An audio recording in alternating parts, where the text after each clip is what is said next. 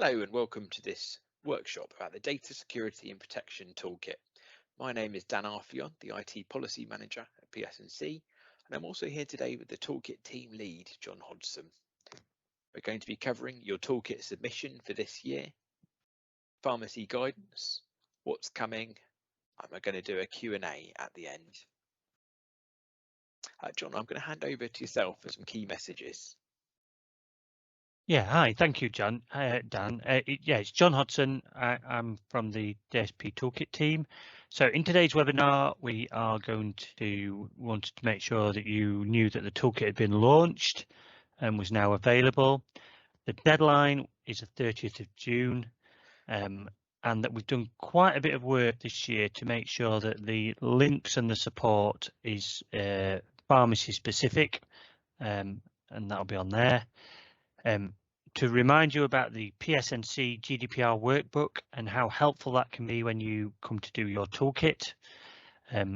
Show you some of the PSNC great guidance that they've developed for pharmacies. Remind you that when you do your toolkit, the fact that you've done it is available publicly, but not the detail. And also that it's shared with NHS England contract team and that you've done it, and that's a really positive thing to do. And talk a bit about the help and support available from your PMR suppliers when it comes to answering the toolkit questions. So what is the toolkit? So for many of you will have done it a number of times before, but for those of you that haven't done the toolkit, it's a website which you log into, is linked to your organisation, and it allows you to go through and answer some questions around data security for your organisation. Underpinning it all is something called the NDG Data Security Standards, but as it's presented to you, it's a list of questions, and it really tries to make sure that you can demonstrate to your customers and your commissioners and anybody you're sharing information with that you've taken data security seriously and that you comply with the basics of GDPR and that you have some cyber hygiene measures in place so that you're managing your risks around that. You're in good company doing the toolkit. All NHS organisations that process health and care data should complete it, and we had about 50,000 organisations completed it last year. Things that you need to do. So you need to make sure that you are registered for the toolkit. Work through the questions, make sure that you've got the right answers that are up to date. Check if you're part of a chain, whether you want to use the batch submission feature, and that your information about which of your branches are right, and then make sure you publish. It's no good working your way all the way through and then forgetting to publish. You can publish at any time before the 30th of June 2023. But you can always go back in and update your answers if you publish early. The guidance that can help you through the process. So there's an overview briefing, which is 5 steps for completing the toolkit. That's a 2-pager that will point you to everything else you need. There's the question by question guidance in the PDF format covering the mandatory questions. You can also see that question by question guidance in spreadsheet format covering all questions. Additional NHS support, so the facts including the training tool, the extra help desk support, and training and events. So the first thing you need to do on the toolkit is to log in. So the website for the toolkit is dsptoolkit.nhs.uk. You can either do that or you can Google it and you'll find it. The login button is on the top right if it doesn't automatically log you in from previous years. It will use the same username and password as you used in previous years. If you have forgotten it, there is a forgot your password option which you can do, and it'll email you through a reset link that you can do that. Lots of people follow this process every year. If you've never used the toolkit before, you'll need to register. And to do that, you need an email address, and that can be NHS mail or another alternative email address, and you'll need to know your pharmacy's ODS code. But if you don't know your pharmacy's ODS code, there's a link there to the ODS portal, and if you type in the name of your pharmacy or the postcode, it'll narrow it down. You'll better find it quite straightforwardly. So once you have got in and you've started your toolkit, if you're doing it for the first time, it'll ask you to complete your organisation profile. First thing first, make sure that on primary sector you choose pharmacy, and that'll make sure that all the links for help and support are relevant for you and are not relevant for a different sector or generic. It'll then ask you about a series of your key roles around Caldecott Guardian, Silo and IG lead. Go through, complete those. If you're not sure about any of them, there's a link through to get a bit more detail about it.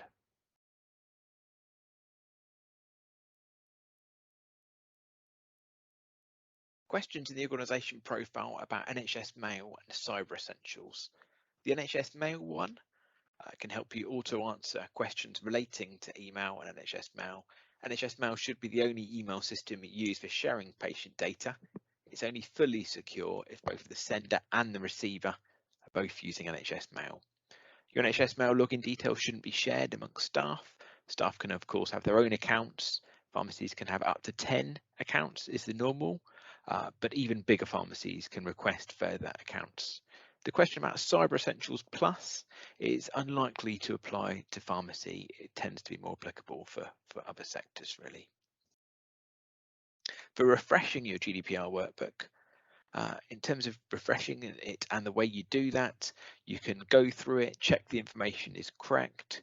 You can check that the IG leads and that the persons are still up to date and the dates and the contracts, and then you can sign who completed it and the date, and you can mark it, whether that's a paper or a digital version.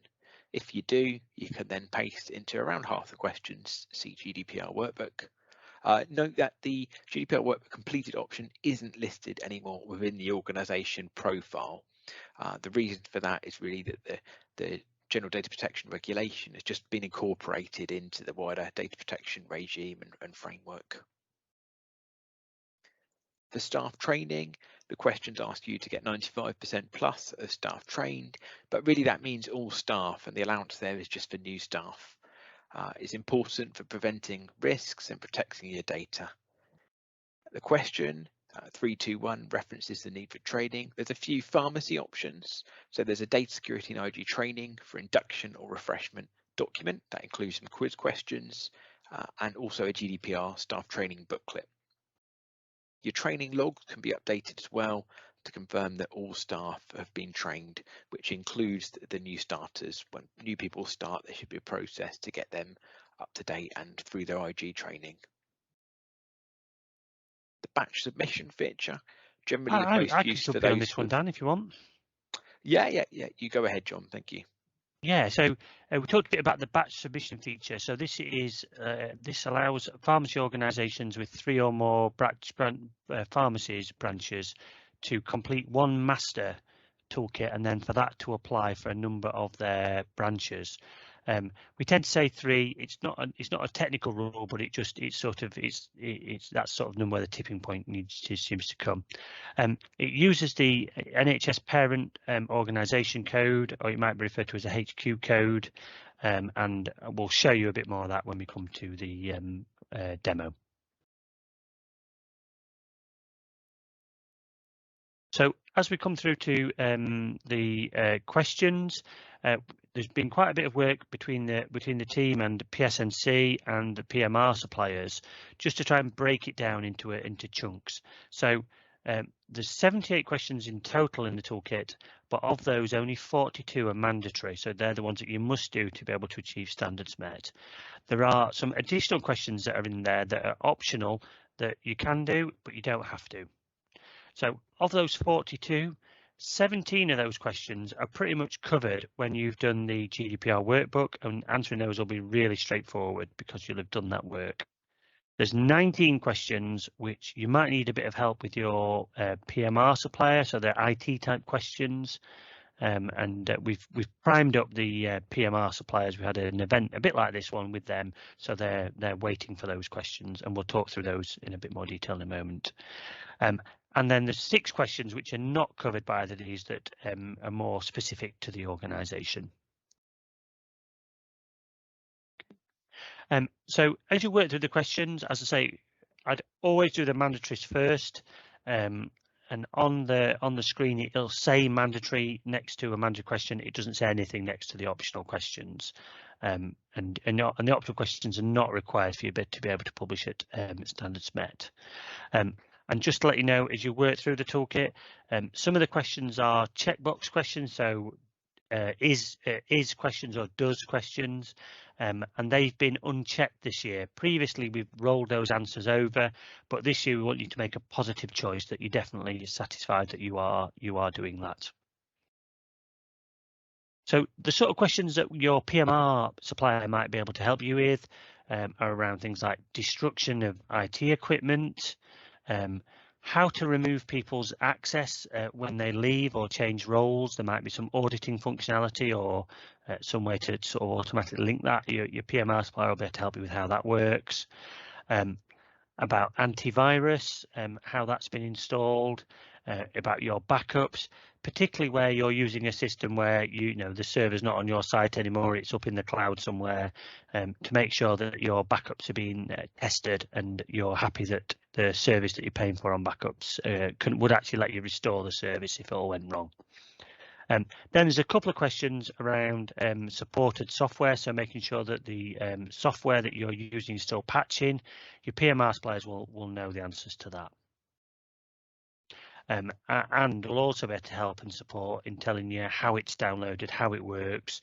You might know that you get all your patches on a Tuesday, but your PMR supplier will have a document they'll be able to share with you or some information about that. Then there's some questions about changing your passwords and your default passwords, and around things like your Wi-Fi router. You might need to get your supplier to help you with those.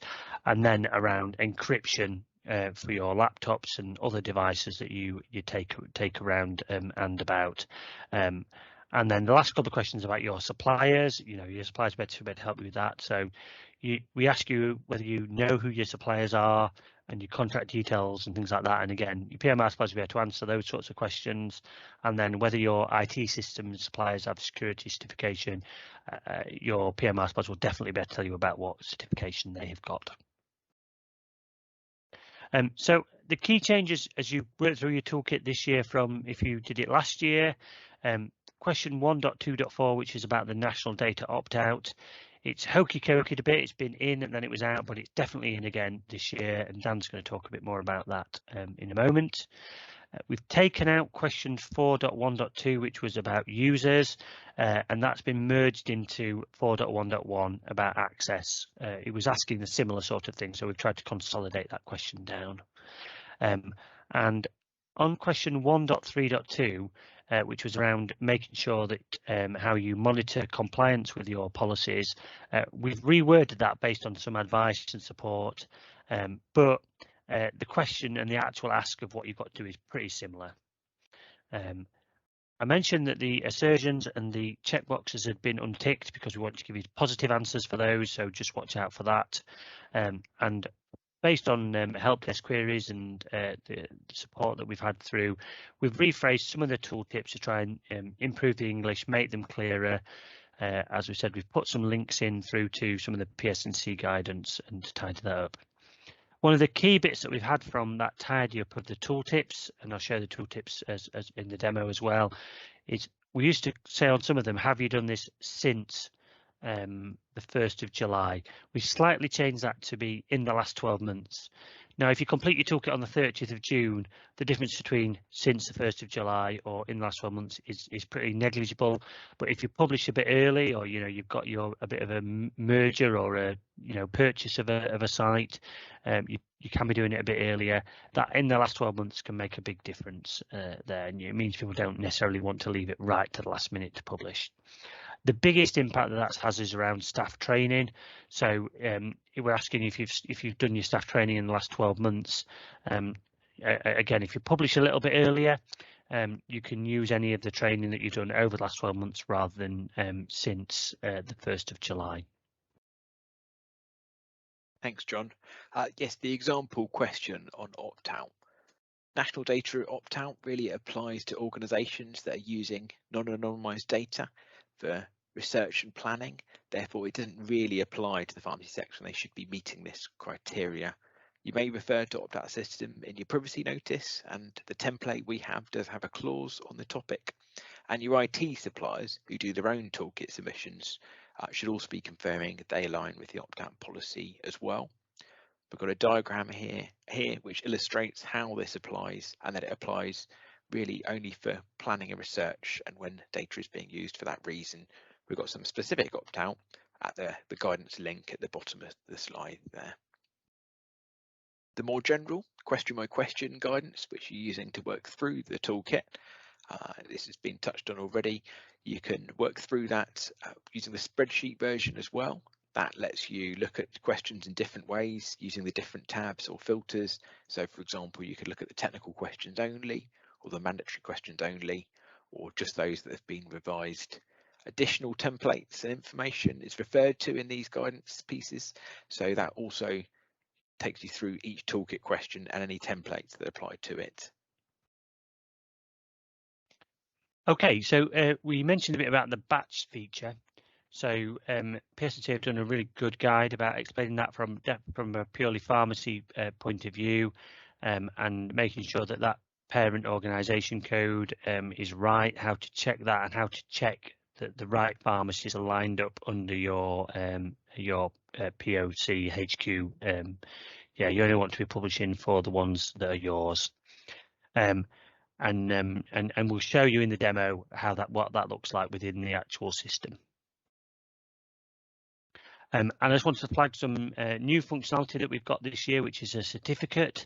And when you publish your toolkit, this is available as a PDF that you can download or you can share with your branches, your commissioners and your customers. The person who has published the toolkit controls the certificate, and they can make sure that they can control who they can forward that to. But you know, some orgs like to print it off and stick it behind reception, which is great. Some people use it if they're bidding for work and they need to get evidence that they've completed a toolkit.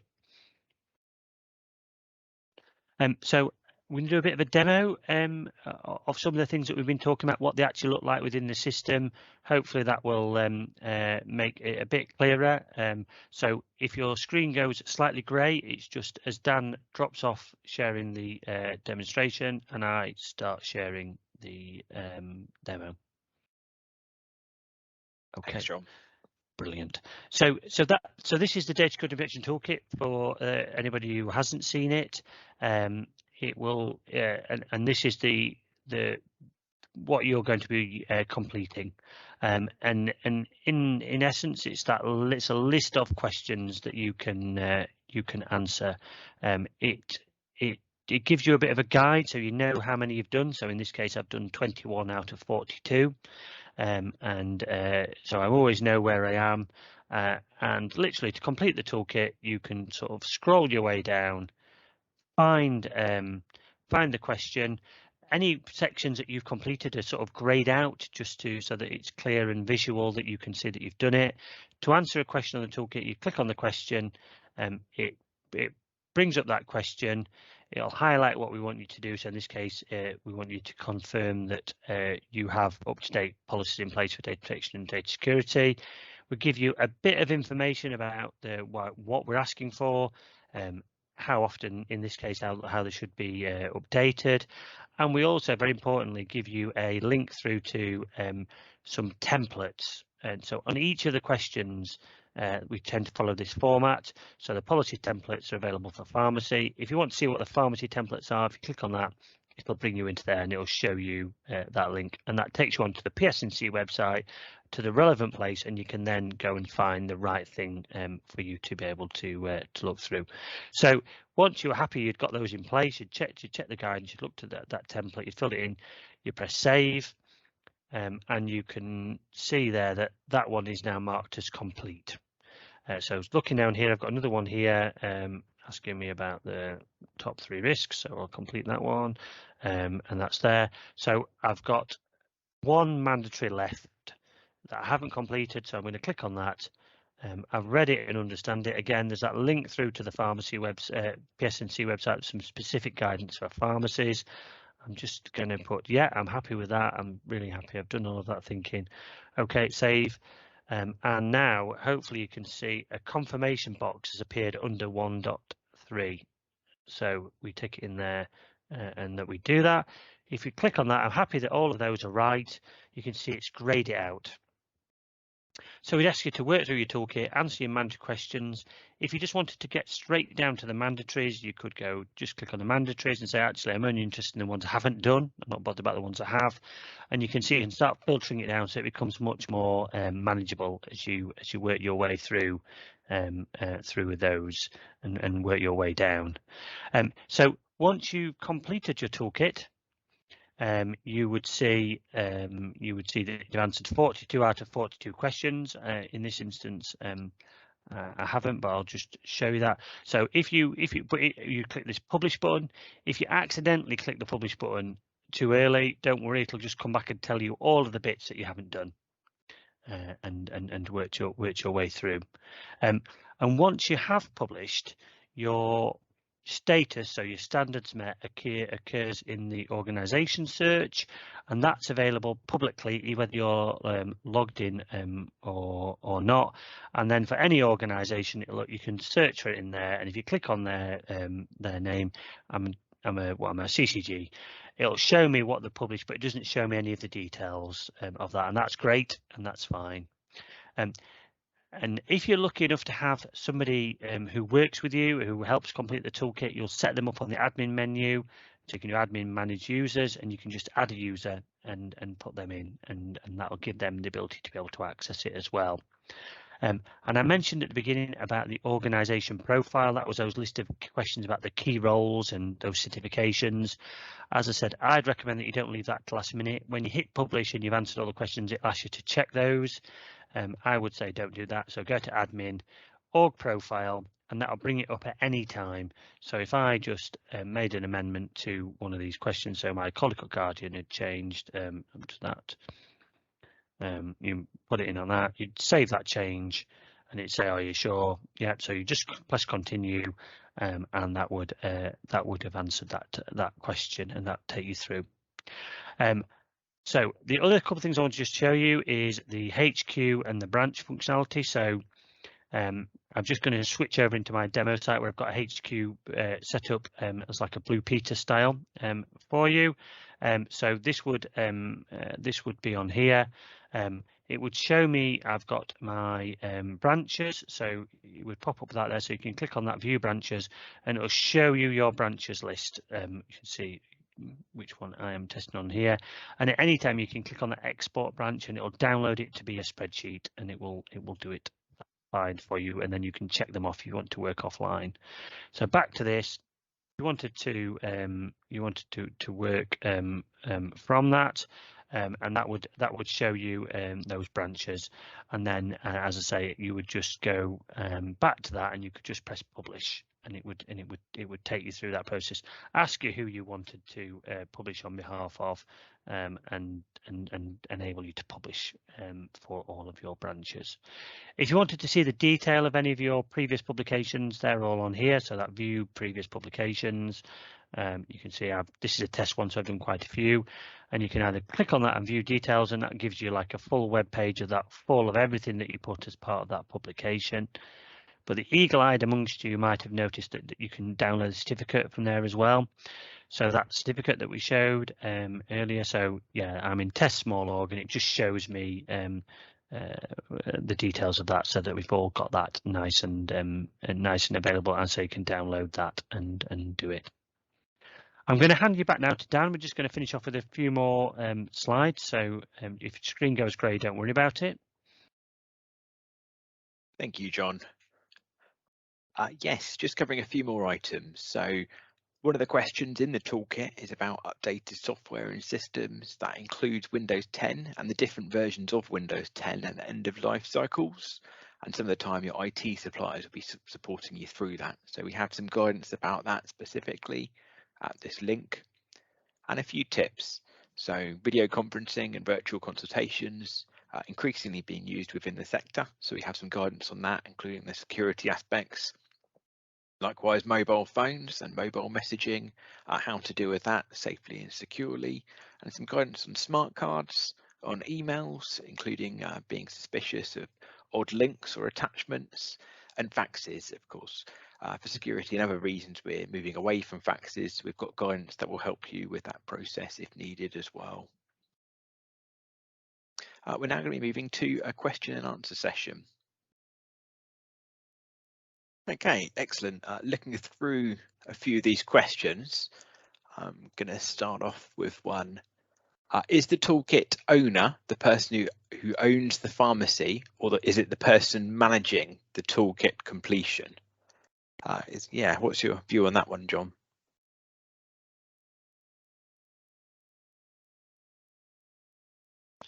Sorry about that. On the screen on the assessment, there is the ability to add an owner to a section of the toolkit, and that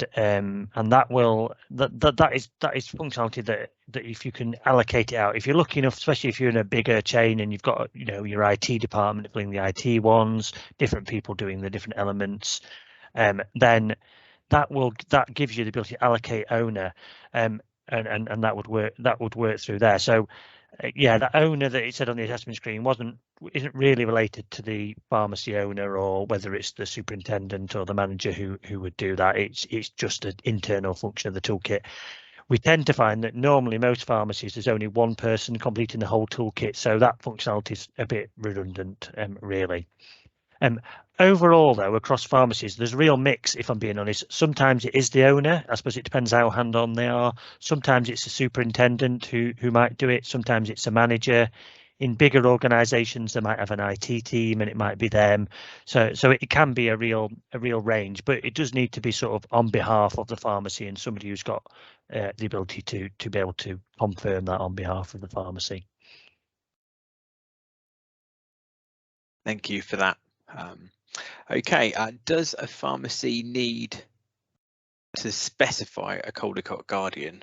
I know we cover that a bit in PSNC guidance as well on that one, actually. So on that one, what we say within the PSNC guidance is if you do have one as someone who is fulfilling that role, then you can input the name of that person in there.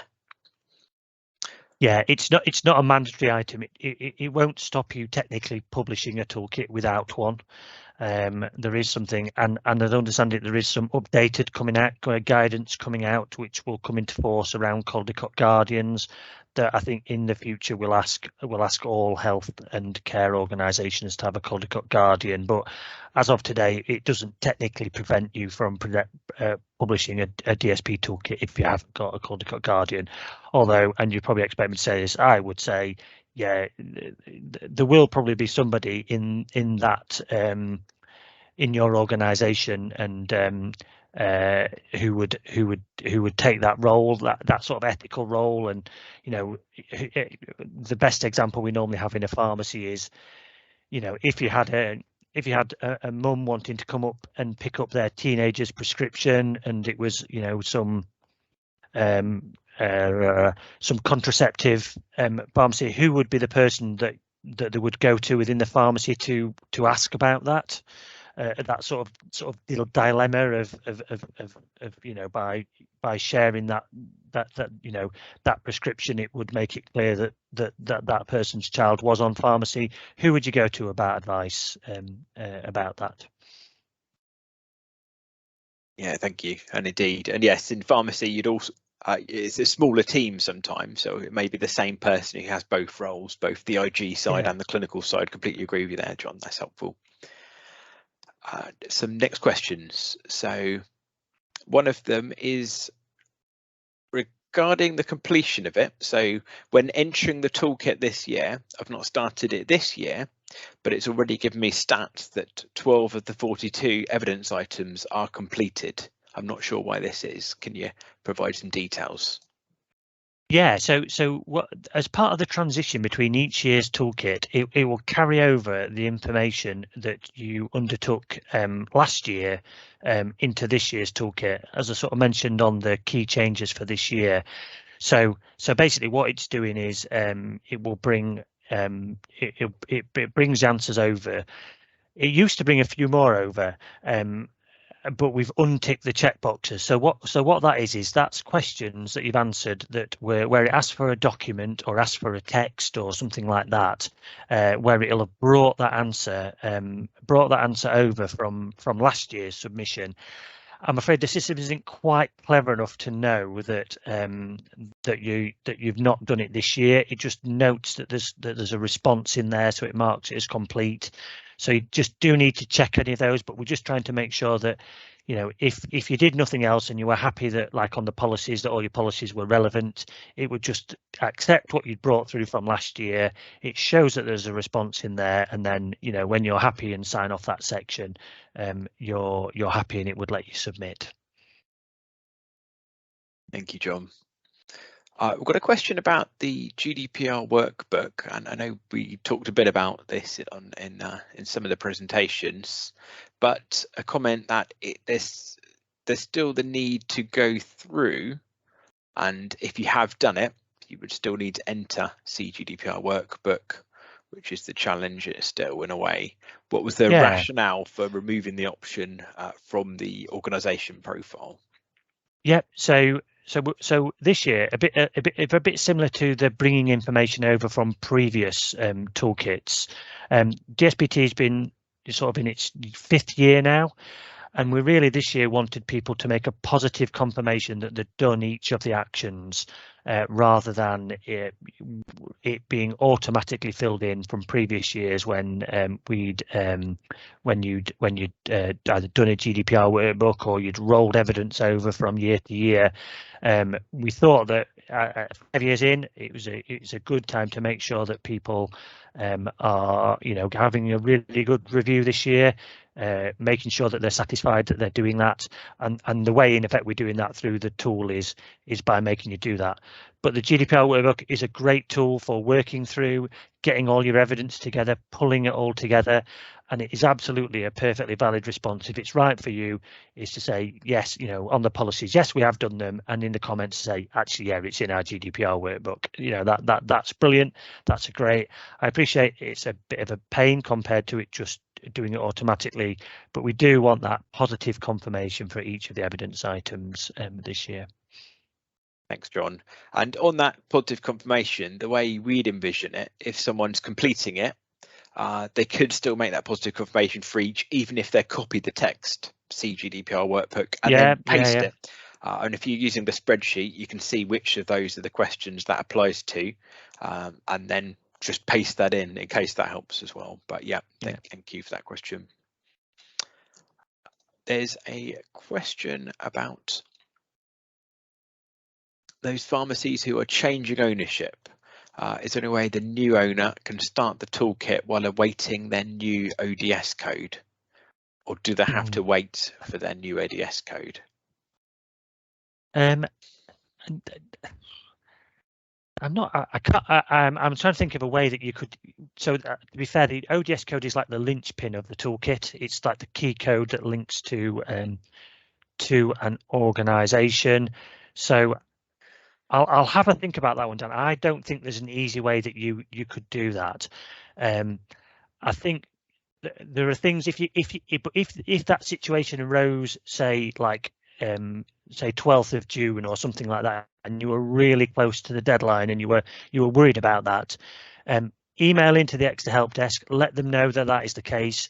They'll prioritise doing yours as soon as possible, or equally they'll let me know, and when we do the report through to NHS England contract management, for example, we can make sure that that's flagged in that report that we're waiting, and in effect you'll basically be asked, right, as soon as it comes through, you can get cracking and get it on.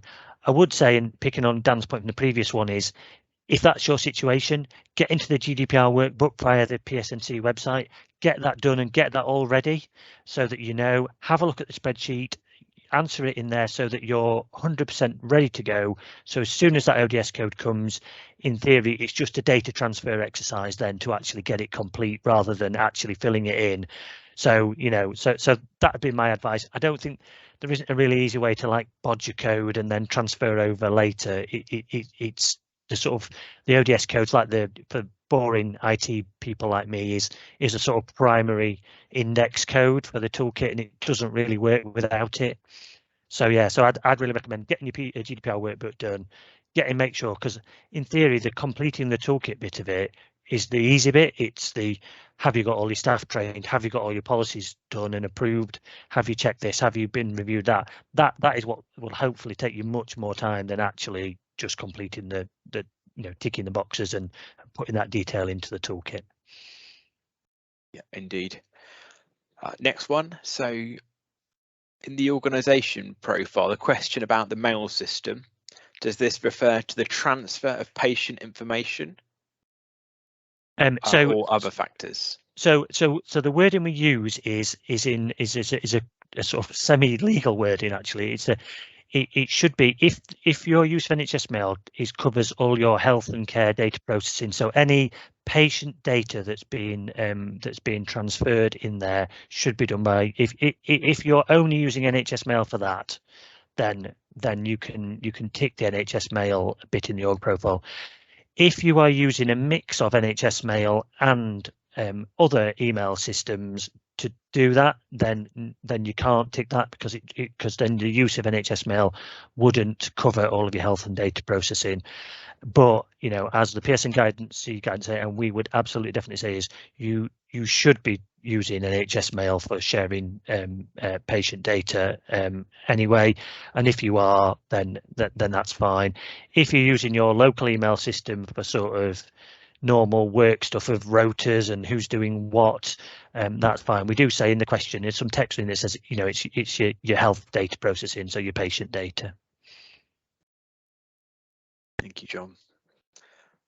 I've had a question come in by email as well. So that is, does the question on supported, this is similar, does the question on supported software apply to all software or clinical software?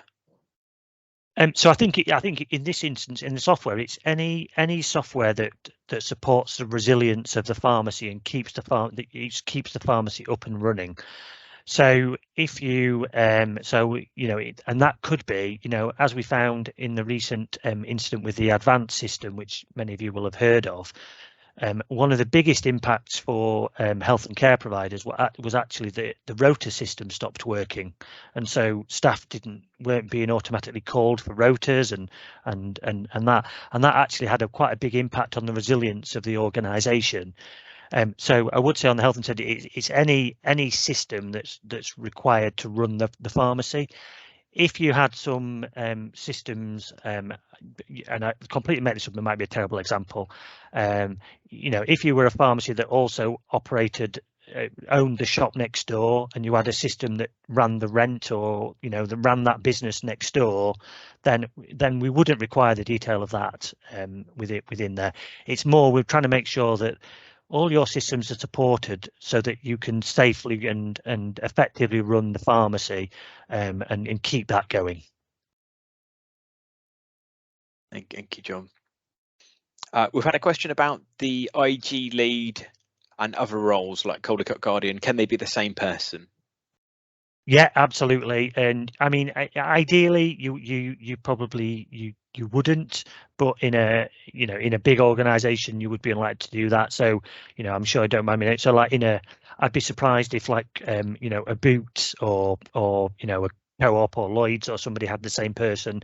But in a smaller pharmacy, yeah, it's not ideal, but it is acceptable. Yeah, and nothing. There's no clever validation or anything in the software that would say, oh no, you've already used that name. We wouldn't do that. But yeah, it's not best practice, but it is acceptable in an organisation with a small number of employees. Okay. In terms of training, do staff have to complete both training items mentioned in the webinar? So that's both the pharmacy items. So I think that refers to the pharmacy training booklet and the GDPR training booklet. And the answer is no, but both are similar in size. They're both only about 9 pages. The training booklet includes some quiz questions, but you can pick one. That one is fine. That's fine. Yeah, that is there. You can use that workbook, and there also is some national e-learning as well, which you can use if your thing. What we're trying to get to with that is that your staff have had some awareness training, so they know the key bits. We're a lot more relaxed about the method of that. So whether it's through the workbook that's provided through PSNC, if people have done the e-learning, and I know some of the larger organisations have their own in-house e-learning systems, and they'll have staff go through those. So it's more about that they've had the awareness training rather necessarily than the form. Yeah, indeed. A question about the intense workload pressures at the moment, which have been ongoing and long running, and the impact that has. I haven't had the chance to go through it yet. What physical evidence needs to be uploaded immediately? So what needs to be uploaded? Do we have to upload things? I think that may be for some of the questions, and also do we have to do it at a particular stage, or do we have flexibility on when we do this? So the flexibility is up to the 30th of June to complete your toolkit. That is the deadline that we would do for completing your 22-23 toolkit. You don't have to upload against all of them. Hopefully from the demo we saw that some of them are just yes nos. Some of them we ask for evidence. There is, even on the ones that are on evidence, there's an option to provide a description of where that evidence is. So people might put things like it's in the policies folder in that rather than uploading it.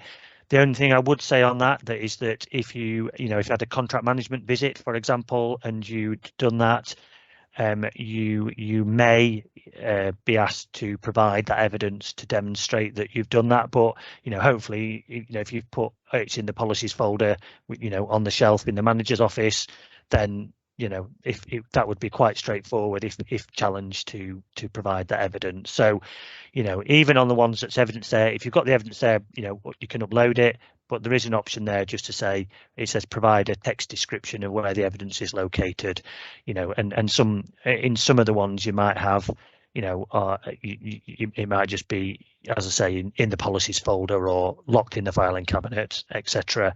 And that's a perfectly valid response.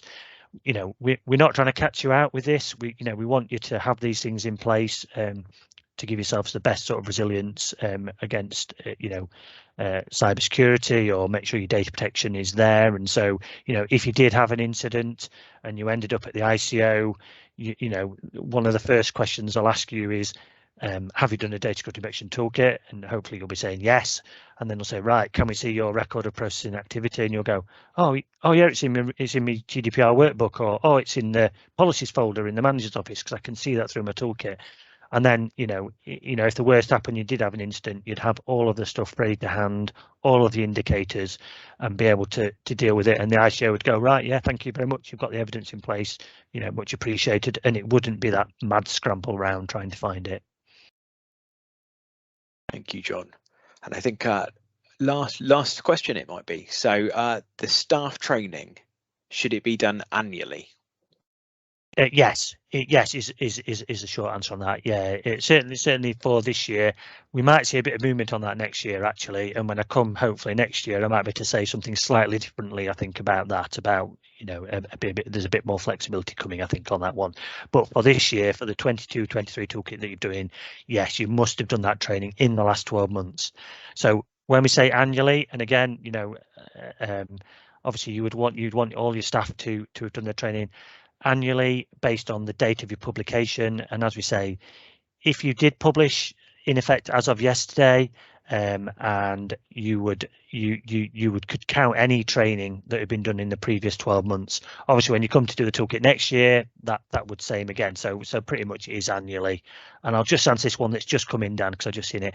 Said, yeah, can you start and save your work as you go? Yeah, the toolkit auto saves. Basically, every time you answer a question, the only way you can get out of answering that question is by pressing save. So it'll save it at that point. So you can go in, do a bit, come out, go back in, do a bit, and it's fine. Excellent. Okay, thanks, John. Well, thank you very much for all those answers and information. Thank you everyone for attending. It's excellent to see you all here and have the questions. There's going to be a short feedback survey as well. We'd be really happy and would be really pleased if as many people as possible could fill that in to let us know what they'd want out of these types of events in the future. Thank you very much. Thank you. Bye.